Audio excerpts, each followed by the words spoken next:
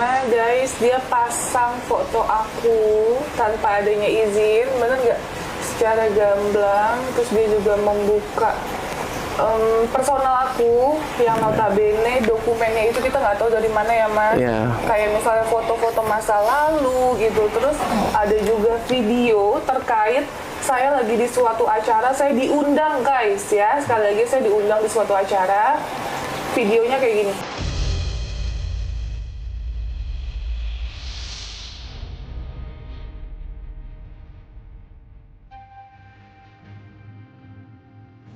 Nah itu, saya tanya sama kalian, apakah itu di tempat clubbing katanya? Karena tuduhannya itu tempat clubbing kan ya mas ya, tempat dugem. Yang pertama, ya guys, saya diundang pakaiannya saya sopan ya.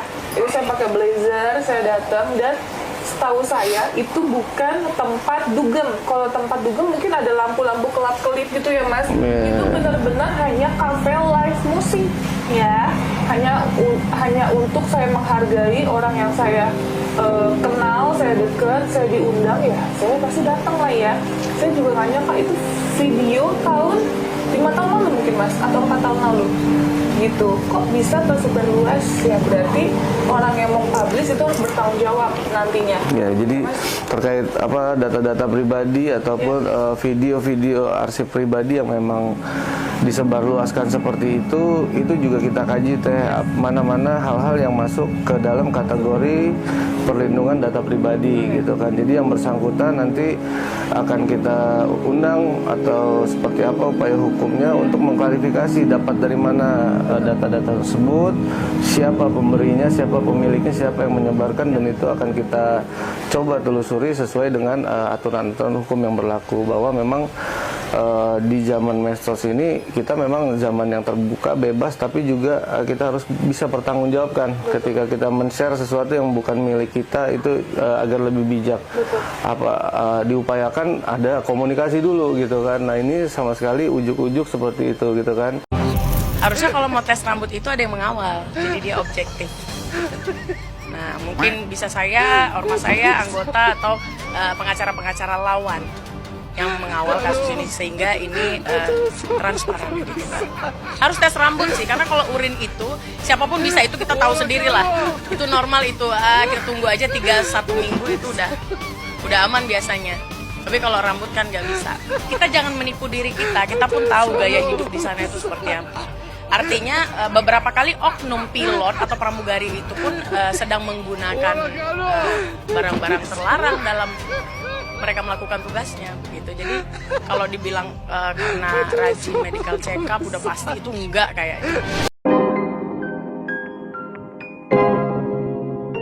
Yuk guys, balik lagi di Uki Kevin Official. Kita lanjut lagi dalam kasusnya Agus guys. Dan Tenovi ya, ketua tim dan para PH Tenovi akan bicara soal statement penggiringan opini. Kita lihat beritanya seperti apa guys. Baik, saya selaku penasihat hukum dari Tenovi menyampaikan untuk teman-teman netizen supaya tidak terprovokator dengan peristiwa-peristiwa yang tidak sesuai dengan kenyataannya, dengan yang realitanya ini. Mungkin itu saya sampaikan, dan selanjutnya dengan Bapak Hamzah. Baik, saya sedikit menambahkan, saya Hamzah Akhris Muhyiddin dari Yogyakarta menyampaikan bahwa pada netizen seluruh Indonesia untuk tetap fokus pada niatan baik dari Tenovi untuk melakukan pengobatan dan pemulihan sesuai dengan tujuan di awal ketika koordinasi. Berkaitan dengan PH sebelah, tentunya kami akan minta pertanggungjawaban dari mereka atas apa tuduhan-tuduhan yang dilakukan oleh mereka kepada Tenovi, dan juga ingat ada kode etik yang melekat di situ. Terima kasih. Salam dari Yogyakarta. Ya, dia dalam bentuk chat WhatsApp ya. Pasal 369 KUHP itu dia menakut-nakuti seseorang agar jika akan tidak diberikan mutasi rekening uang tersebut, maka akan dilaporkan Agus ini ke dinas sosial. Bentuk pemeracannya dalam bentuk lisan dia. Nah, sehingga korban ini ketakutan, orang sakit kejar uangnya. Akhirnya ya besoknya datanglah Novi ke Bank BCA Pondok Indah, kemudian minta pindahkan dananya. Sebagai orang yang kenal sama Novi, Pratiwi Novianti ya,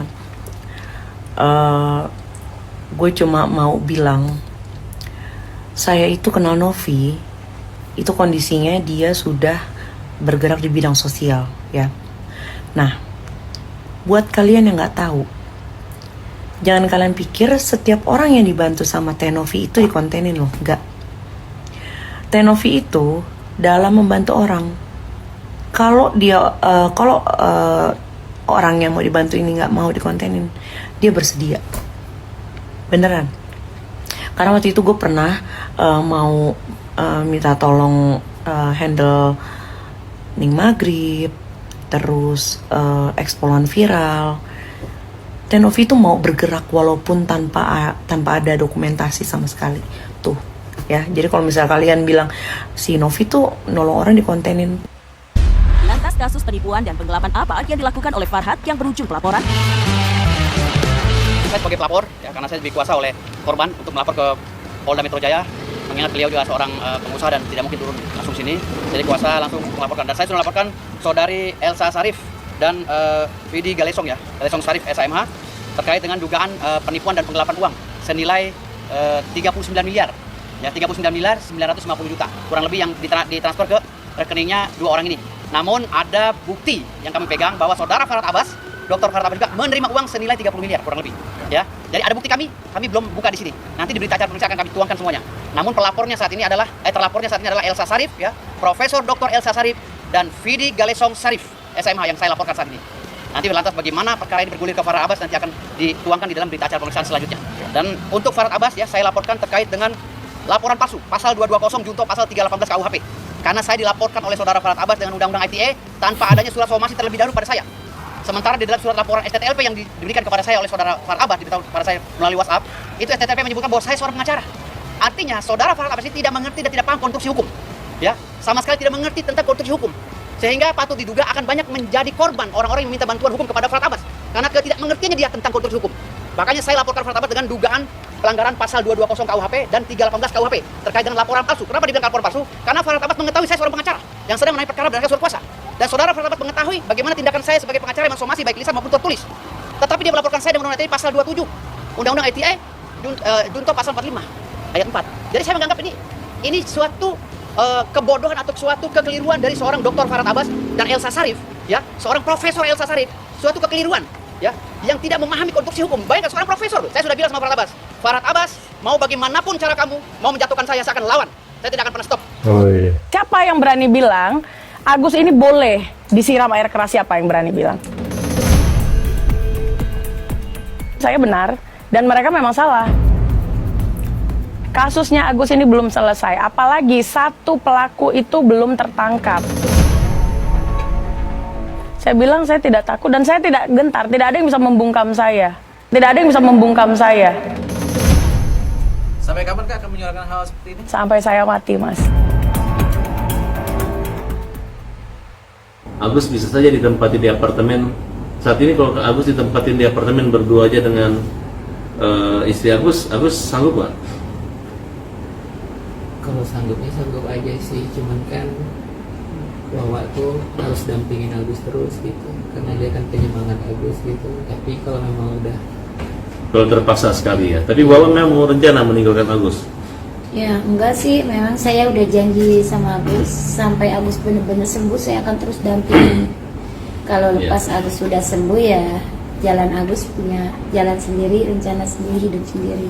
Ya ini untuk sementara aja pemirsa. Mungkin kalau Agus sudah kuat, walaupun matanya nggak bisa sembuh lagi nanti, ataupun bisa, hubungan silaturahmi tetap. Hanya saja mungkin Agus bisa lebih mandiri ya, mungkin gitu ya Agus. Oke teman. Menanganin ODGJ atau menanganin orang sakit fisik? Menangani ODGJ. Mereka walaupun kayak gitu tapi mereka tahu ketika kita bantu dia, kita tulus, kita baik, itu dia bisa merasakan. Oh, kalau sakit fisik emang gak ngerasain? Sakit fisik kayak gini kan kita dilapor. Jangan. kalau kita udah nyumbang sama orang, itu duitnya dipakai apa aja sama tuh orang? Ya enggak, kan sudah enggak kan awalnya soalnya Agus minta untuk pengobatan matanya kan. Kenapa dia disiram untuk matanya? Otomatis orang-orang tuh menyumbangkan itu untuk menyembuhkan matanya. Maksudnya kan seperti itu. Kalau ternyata uang itu digunakan untuk bayar utang dan yang lain-lain, Ya kan mata lu masih belum sembuh, kenapa lu harus Iya. mikirin yang Tapi lain? maksud aku- Itu yang menjadi pertanyaan. Atau enggak, masih ada. Setuju apa katanya Riantara, tapi kita nggak tahu. Jadi menurut aku ada dua. Permohonan untuk masyarakat agar tetap melanjutkan pengobatan menggunakan uang donasi, yang dimana surat ini ada tanda terimanya, bisa dikasih lihat, dan ini dikirimkan ke rumahnya domisili masa sekarang dan diterima oleh istrinya gitu kan, tapi tetap tidak ada respons.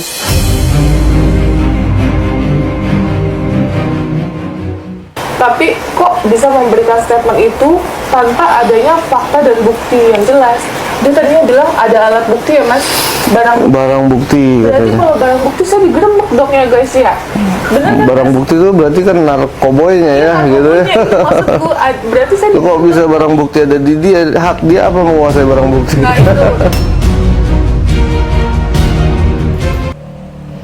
Terbaru guys, terbaru dari Humas Polres Jakarta Selatan terkait laporan Farhad Abbas terhadap Denny Sumargo, korbannya nihil. Hah? Kok bisa? Simak.